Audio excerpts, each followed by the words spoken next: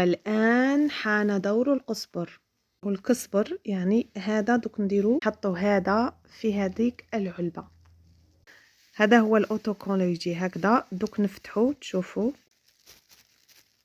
هاوليكم القزبر. عبأنا القزبر في البلارة تاع الكزبر. فوالا، مساعدة الوالد حفظه الله ورعاه. هنا بعد ما استعصات معنا هذيك القطعة قررنا نديرو قطعة جديدة. هذه ما حبتش تفتح.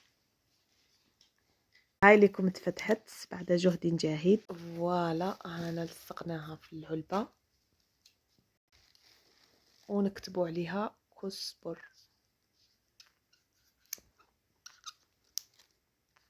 ولا الكزبرة. فوالا، هذه هي. نثبت العملية.